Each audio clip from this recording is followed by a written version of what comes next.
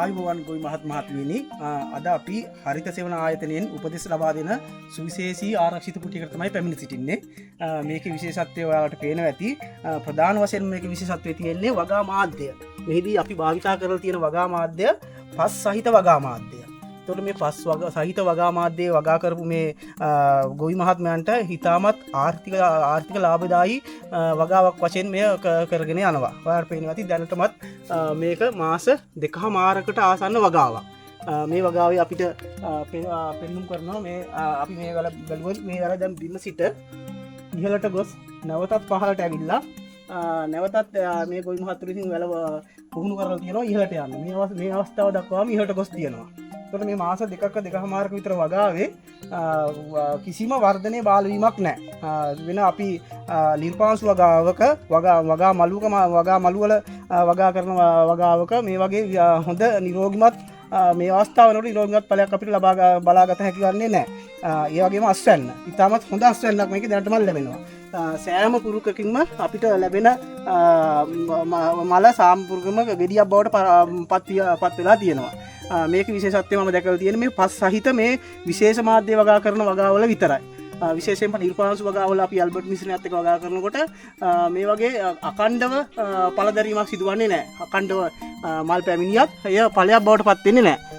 මේක අපේ විශේෂත්වය. එතන මේ ගොවි මහත්තයා ඉතාම සතුටින් අපිත් එක්ක එකතු වෙලා තිනවා. මොකද අපේ උපදෙස් සමග වගා කරලා ඔහු ලොකු අස්වැන්නක් ලබාගෙන තිබෙනවා. එතකොට අපි අපේ උපදෙස් මත විශේෂ වගා මාධ්‍යයක් අපි මේකට පුරවලා තියෙනවා. මේක විශේෂයෙන්ම අපි සිදු කරලා තියෙන්නේ අඩි 2ක් පළල කාණුවල අඩි 1මාරක් ගැඹුරට කාණු සකස් කරලා ඒ විශේෂ වගා මාධ්‍ය අපි පුරවලා තියෙනවා.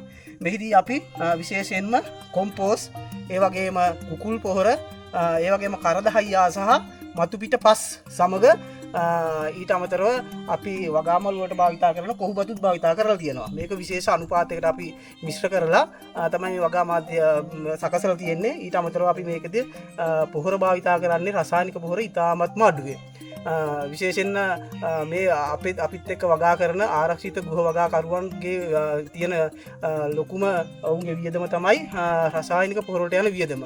විශේෂයෙන්ම නිර්පාංශු වගාවකදී අපි වගා මලු භාවිතා කරනවා දිනපතා අපිට ඇල්බර්ට් පොහොර මිශ්‍රණය භාවිතා කරන්න වෙනවා. ඒතර මේකෙදි වියදම සෑහෙන්න අඩු වෙලා තියෙනවා. රසායනික පොහොරට යන වියදම සම්පූර්ණයෙන්ම අපි අඩු කරලා තියෙනවා. මෙහිදී අපි ඇල්බර්ට් පොහොර භාවිතයකින් තොරව කොම්පෝස්ට් එක ගොවි මහත්තයා වගා කරලා ලොකු අස්වැන්නක් ලබාගෙන තියෙනවා. දැනටමත් එක වැලකින් ඔහු කිලෝ 5කට ආසන්න අස්වැන්නක් ලබාගෙන තියෙනවා. මට හිතෙන විදිහට ඔහුට මේක කිලෝ 7ටත් එහා කිලෝ 7කට වගේ වලකින් යන්න පුළුවන් මේ විශේෂ පාංශු පස් මාධ්‍ය වගා කිරීමෙන්. එතකොට අපේ විශේෂයෙන්ම මම මේ උපදෙස් ලබා දෙන මේ හරිත සේවන ආයතනයෙන් ඒ උපදෙස් ලබා දෙන අපේ පොහොර මිශ්‍රණය මම විශේෂයෙන්ම වගා මේ පිරවීම සඳහා භාවිත කළ පොහොර මිශ්‍රණය ගැන ඔයාලට දැනුවත් කරන්නම්. මේක සම්පූර්ණයෙන්ම දැන් මාස 2මාරක් ගිහිල්ලත් හොඳ තත්ත්වයේ පවතිනවා. වෙන වගා මාධ්‍යවල අපි පාංශු මාධ්‍යවල නම් මේ පස තද වෙනවා. මෙතන මේ වර්ගඩි 500ක වගාවක් තමයි අත්හදා බැලීම සඳහා මෙතුමා කරේ. මේ වර්ගඩි 500 පැල 100ක් වුන් වැල් 100ක් සංස්ථාපනය කරලා තියෙනවා. මේ වැල් 100 සඳහා සාමාන්‍ය මේක පාත්තියක වැල් 25ක් තියෙනවා. වැල් 25 සඳහා මතු පිටපස් යොදාගත්තා. මතු පිටපස් නම් යොදාගත්තේ මේ ඔහුගේ මේ අවට තමන්ගේ වගා භූමියෙන්ම පමණයි. මෙහිදී අපි ඇත්තටම සැලකිලිමත් කරනවා වෙන තැනකින් කොම්පෝස් මතු පිටපස් වගේ දේවල් අපි පාවිච්චි කරනවා නම් ඉතාමත් පරිස්සම් වෙන්න ඕන. කොම්පෝස් වගේ නාගරික කොම්පෝස් ගන්න හොඳ නැහැ. තමන් හදාගත්ත කොම්පෝස් තමයි මේදී භාවිතා කරන්න ඕනේ. මේ ගොවි මහත්තයා තමන් හදාගත්ත කොම්පෝස් තමයි භාවිතා කරේ. ඊට අමතරව අපි මේ වගා මාධ්‍ය ජීවාණුහරණය කරන්න ඕන. නිර්පාංශු වගාවේ ජීවාණුහරණය කරන වගේම අපි ජීවාණුහරණය කරන්න ඕන හෝමයි සමග ජීවාණුහරණය කරලා තමයි මේ වගාව කරගෙන යන්නේ. ගොඩාක් අය බය වෙන්නේ මේ පාංශු වගාවේ වගා කරනකොට මේ මූල මණ්ඩලයට හැදෙන දිලීර මේකට බෝ වෙයි කියලා. ඇත්තටම දැන් මාස දෙකකටත් වැඩි කිසිම දිලීරයක් මුල සමග සම්බන්ධ වෙන මූල මණ්ඩලයත් එක්ක සම්බන්ධ වෙන පාංශු දිලීරයක් මේකට ආසාදනය වුණේ නැහැ. හොඳ වගා අපිත් එක්ක එකතු වෙලා වගා මාධ්‍ය හොඳට හදා ගන්න නම් කිසිම දිලීරයක් වෙන්නේ නැහැ. කිසිම පාංශු දිලීරයක් වගේම අපේ වගාවේ වැලටත් ලොකු දිලීර හානියක් පැමිණෙන්නේ නැහැ. එතකොට මෙයාගේ දැන් ඇත්තටම මෙයාගේ අස්වැන්න කිලෝ 5කට ආසන්න ලබා ගත්තත් අනිත් වගාවන්ට සාපේක්ෂව මෙයාගේ වියදම 75කින් විතර අඩු වෙලා තියෙනවා. මොකද මතුපිට පොහොර වශයෙන් මෙයා දාන්නේ සතියකට සැරයක් තමයි පොහොර යොදන්නේ. ඒත් ඉතාමත් අඩු ප්‍රමාණයක් යොදාගන්නේ. අවශ්‍ය වුණොත් මේකට සමහර වෙලාවට සති දෙකකට සැරයක් ඇල්බර්ට් ගහකට ග්‍රෑම් 0.5ක් යොදලා තියෙනවා මේ මෙතුමා. සතිය දෙකකට සැරයක් තමයි යොදලා තියෙන්නේ ඇල්බර්ට් ග්‍රෑම් 0.5ක්. ඊට අමතරව K44 ඒත් K44 ග්‍රෑම් 0.5ක් යොදලා තියෙනවා. ඒවට ඉතා අඩු වියදමක් තමයි යන්නේ. මේ වගාව සඳහා අවශ්‍ය සියලුම තාක්ෂණික උපදෙස් අප ආයතනයෙන් ලබා දෙනවා. කැමති කෙනෙක් සිටිනවා නම් මේක අපි විශේෂත්වයක් පෙන්වන්න ගත්තේ මේකෙන් ඔයාලට ලැබෙන වාසිය. අපි ඇත්තටම මෙන්න මේ වැල අරගෙන බැලුවොත් මේ වැලේ අපිට මේ පේනවා පරදරලා තියෙන ආකාරය.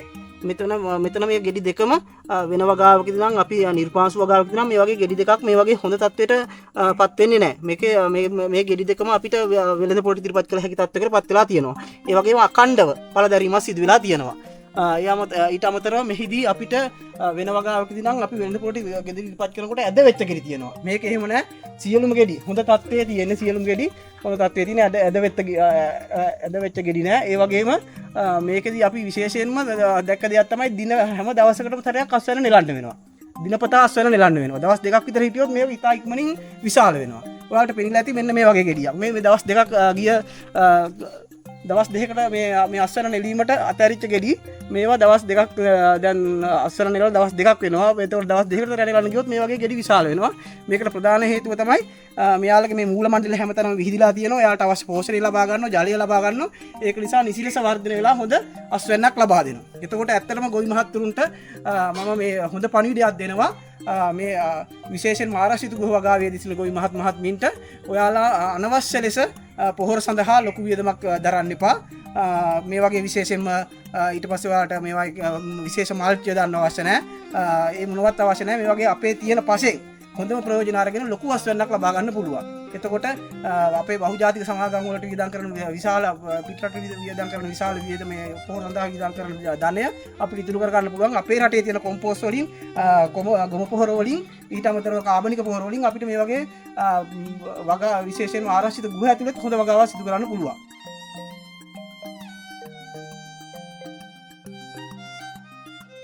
මම කලින් කියපු දේ තමයි අපිට මේ පාංශු වගාවේදී සැලකීමක් තියෙන දේ තමයි අනිවාර්යයෙන් දිනපතා අස්වැන්න නෙලන්න ඕනේ.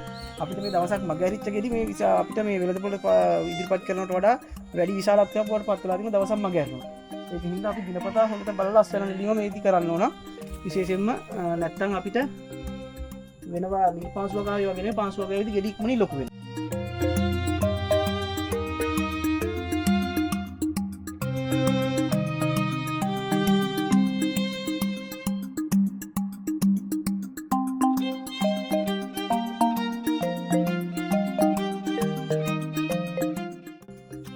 අවසාන අවස්ථාවේදීත් අපිට වැලකින් කරල් දෙකක් තුනක් කපන්න පුළුවන් අස්වැන්න ලබා ගන්නකොට. සාමාන්‍යයෙන් මේ වගේ නිර්පාංශ වගාවේදී නම් මුල් අවස්ථාවේදී තමයි වැලකින් එක සැරේ දෙකක් තුනක් කපා ගන්න පුළුවන්. දැන් මාස දෙකක් පරලා අවසානයේ මේ පල්ලෙහාට ගිහලා නැවත උඩට එන වගාව. මේ වගාවෙනුත් වැලකින් ගෙඩි දෙකක් විතර කපා ගන්නවා කියන්නේ හොඳ සිතාම සාර්ථකයි.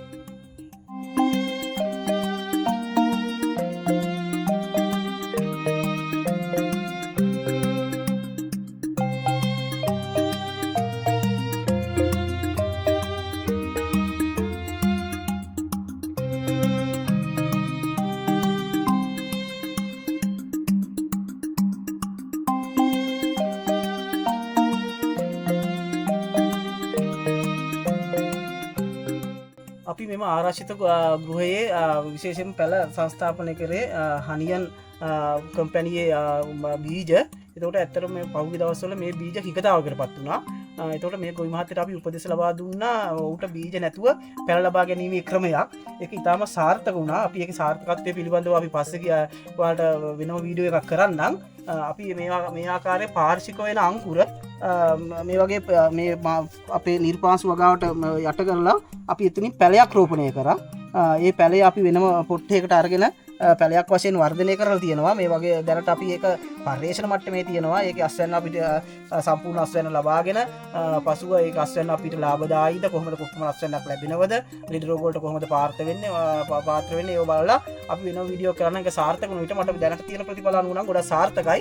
අපි බලමු ඉදිරියේදී එහෙම නොතින් අපිට බීජහිකතාවයක් ආපු දවස්වලටත් අපේ වගාවෙන්ම විශේෂයෙන්ම වර්ධක වර්ධනය මගින් විශේෂයෙන් මේ පැල ලබා ගන්න පුළුවන් අපිට මේ වගේ මුල් ලබ්ධවල ඒ ගැන අපිට විශේෂයෙන් ආඩම්බරෙන් කියන්න පුළුවන් ඒ සාර්ථක වුණොත් ඔයාලට අපි ඒ මුල ඉඳලා කොහොමද මේ වැඩේ කරන්න කියලා අපි ඔයාලට පසුව දැනුම් දෙන්නම්.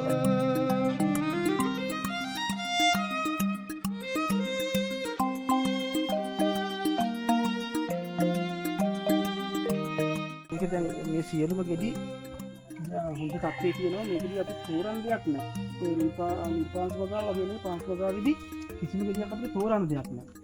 අර මම කලින් කියපු වගාවලදී දැන් අපිට අපේ මගහැරිච්ච මේ ගෙඩි වුණත් ඉතාමත් හොඳ ආකාරයේ තියෙනවා. ඒක ගෙඩි පොකුරාවත් ඒ පොකුරේ ගෙඩි දෙකම හොඳම තත්ත්වයේ තියෙනවා.